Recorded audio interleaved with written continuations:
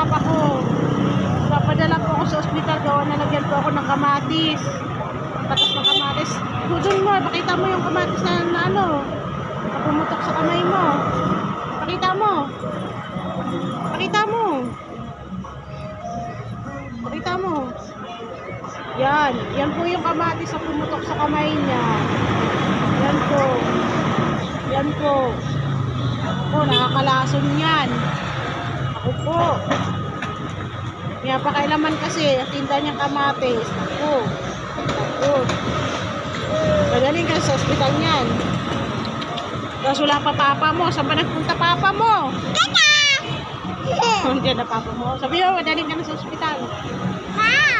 Sabi mo, papa, dali mo na ako sa ospital. Malalason ako ng kamatis. Sabi mo, dali mo na ako sa ospital, papa. Okay, sige mo.